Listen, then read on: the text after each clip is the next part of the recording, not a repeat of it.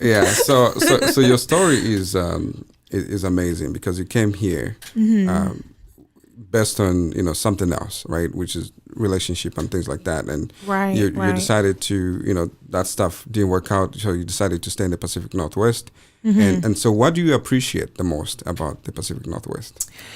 I appreciate how liberal everyone seems to be. Yeah. Everyone seems to be so accepting of everything, so open-minded. Coming from the South, especially Alabama, everybody was closed-minded, old-fashioned. Nothing wasn't going or getting anywhere. Yeah. I just love the openness here. Correct. The openness brings about opportunity, and that's what I love most. It's the open mindset that really draws me. Absolutely. And I think if you look at the possibilities of things, it's going to help every single one of us to move forward.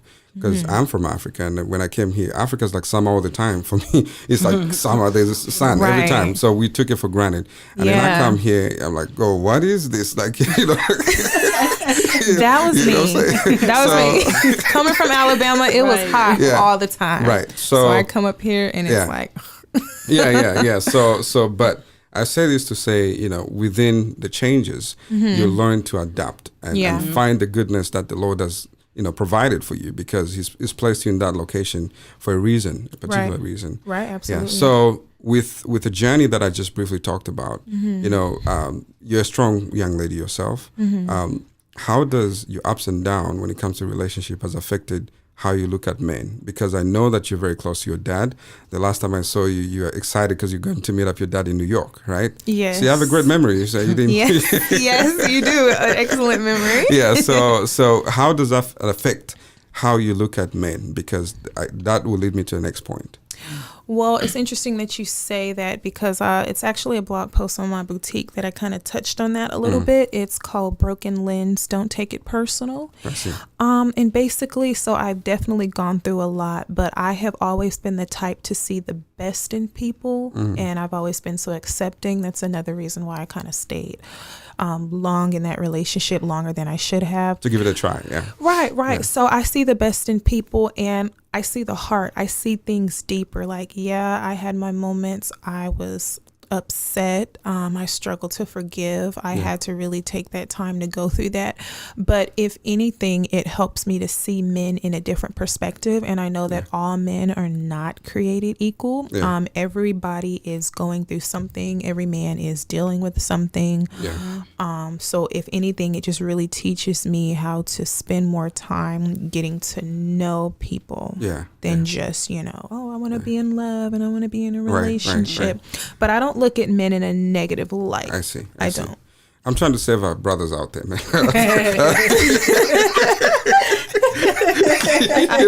Like all hope is not lost, man. Right. No, we're not. I'm definitely not the typical angry black woman. Okay. That's not me. I just want to make sure, man. Yes. Like, so if we need we got therapists down the hall, I can go out and grab one for you real quick.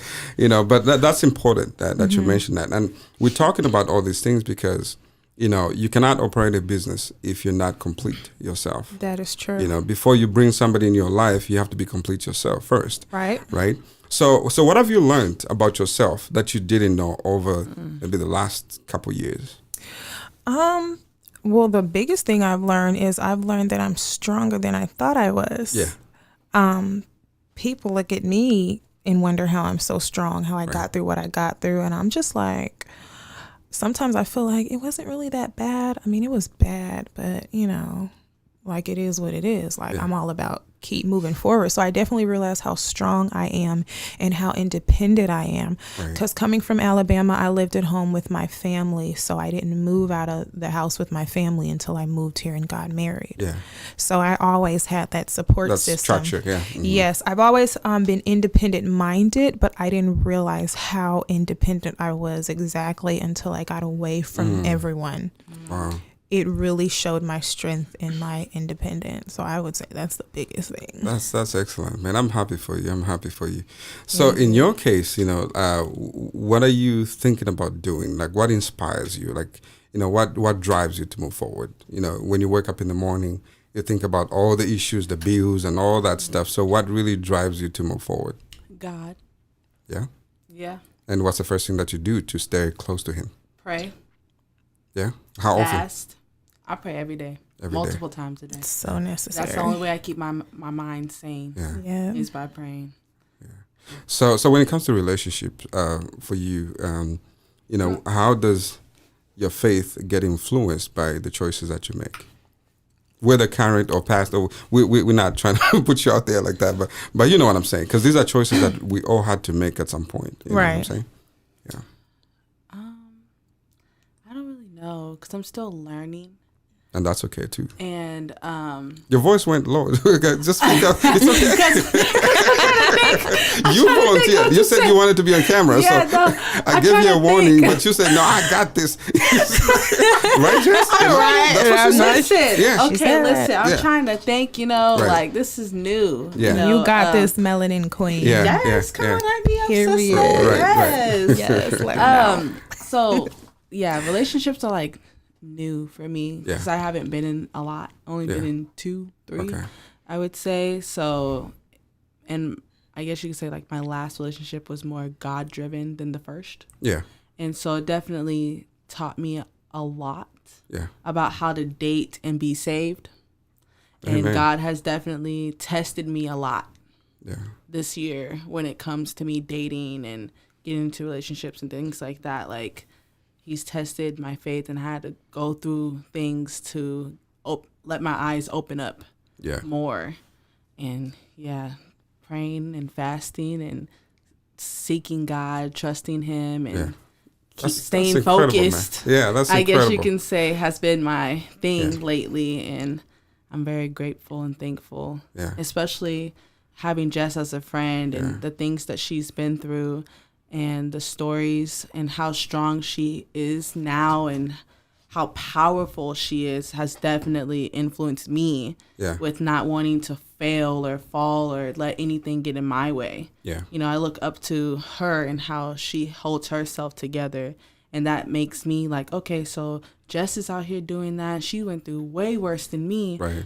Glory to God. I can do it. You know what I'm saying? Like, I can keep my head up high. My crown may tilt to the side, but it's never gonna fall. Like that's just what I see when I look at her. Like how confident she is, how strong she is, how God driven she is. It's like everything that I want to be. Absolutely. So yeah. And the beauty about life is that we all just learning from each other. You know what I'm saying? I don't have the answers. I am not anywhere close to anybody who can give you, the right answers. But having the opportunity to work with a lot of professionals and from every field, from the Seahawks, the Sounders, whatever, entertainment, sports, political. I've learned a lot because, in order for you to be a professional at something, you have to find yourself first. You gotta know exactly who you are, because if you don't, the industry is gonna come and slap you a couple of times, and that's it. Exactly. Because you there's have a to lot. be rock steady. Yeah, you have to be rock steady, and that's why we're talking about this. It's not because we're trying to to focus on relationships or anything like that, because this is not the session. And this is more about having a conversation to see how we can help each other to succeed. Right. Absolutely. Yeah. So what are some of the challenges, Jess, that you've faced when it comes to the business that you're trying to build? Some of the challenges I face, really just bigger influence. When it comes to the business that I'm in, it's so much competition as there is. Right. And I'm definitely not trying to compete at all, but the main thing is really getting out there and making an impact. Yeah. Another challenging thing is finding more items for every woman. Yeah. I don't seem to understand how you can have something so cute in a small and a medium, but you can't have it in a 2X or a 3X. Right. Yeah, that's true. I want to reach all women. Yeah. So trying to find the right product that fits everyone, not just the fit, but good quality. Quality is very important to me. So trying to find that, blend it all together, creating a bigger influence, that has been the most challenging. The beginning stages are always the hardest trying to get out there. Even though I've had my business for 2 years now, my pastor tells us all the time, it takes about a solid 5 years just to really get your business going. If you're really putting forth everything in it, it takes a solid 5 years. Absolutely. So I'm only on year 2.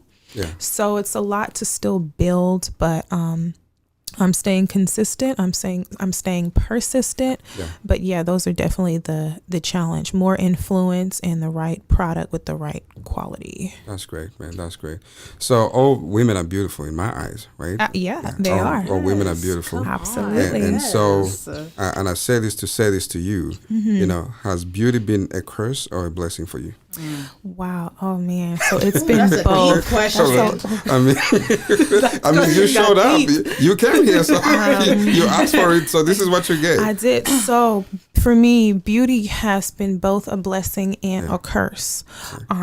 Obviously, we know why beauty is a blessing, because who doesn't want to be beautiful? Right. But a little bit more on the curse side, because I'm beautiful, and it's not that I think I'm beautiful. Right. Clearly, people around me think I'm beautiful as well.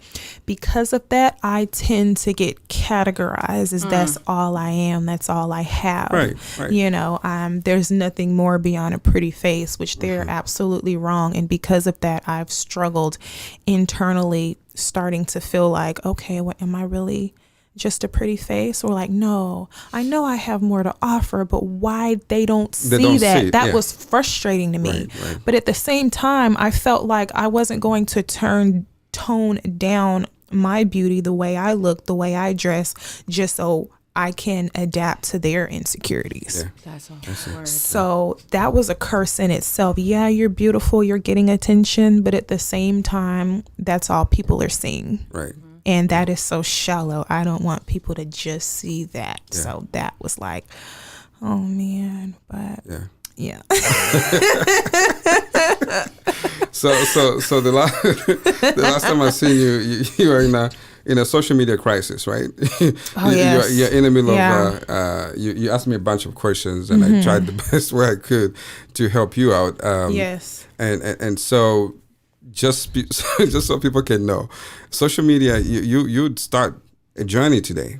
And then, 2 years later, it evolves, right? Right. Or you find out more about yourself, just as what you just explained. Right. You are going through a moment whereby your Instagram was just all over the place. Yes. There was no structure. I mean, it was beautiful battling. Pictures from swimsuit to the church picture next. I'm like, we can't have. I know. Listen. So she's laughing. so we had to have that come to Jesus conversation. And, we did. And I've seen that. Everything you have to start over. I did. You let all your fans and followers go and start it over. Yes, I did. How has been the transformation from the old you to the new you, social media wise? Well, social media wise, like you said earlier, you can't be successful until you deal with the inside. So that move was a reflection of who I was on the inside. Yeah. My first Instagram, I believe I had that Instagram since high school. Yeah. And then I got with my ex-husband, and when I was with him, the entertainment industry that he was a part of was very, strip club, Instagram modeling, magazines, doing all this stuff. So, I was into that anyway, but being with him made me feel like it was okay. So a lot of my pictures began like that, like the club scene, the Instagram model. Right.